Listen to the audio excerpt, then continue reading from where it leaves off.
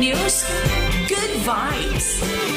Oh, nako Lightmates, good news na po tayo. Tagumpay na ipinagdiwang ng Jesus is Lord Church Dasmariñas City sa Cavite ang kanilang 40th anniversary na may temang Christ is the Answer.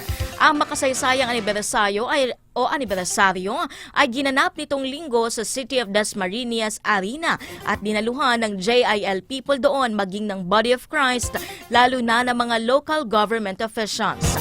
Kabilang si Dasmariñas City Mayor Jenny Barzaga sa mga dumalo na nagsabing hindi maliligaw ang kanilang lungsod kung ito ay ginagabayan ng salita ng Diyos.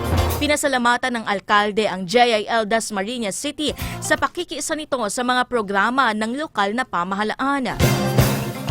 Samantala, present din sa pagdiriwang si JIL Worldwide Vice President Jovi Villanueva Binalla, maging si JIL Cavite Provincial Pastor Janet Zaldivia at JIL District 4 Cavite Pastor Liora Eresmas. Naghatid naman ng salita ng Diyos si JIL NCR Operations Director Noel Casimpoy. Binigyan diin ni Pastor Noel na nakikita ni Kristo ang ating pinagdaraanan dahil hindi siya nalilimitahan ng oras, panahon at anumang bagay.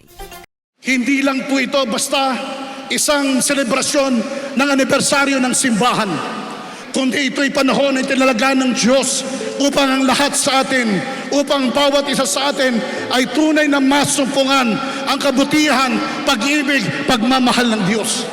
Ano man pong sitwasyon ng buhay, anong problema, kaguluhan or kalungkutan na nararamdaman po natin o nararanasan natin, isa lang po ang totoong totoo.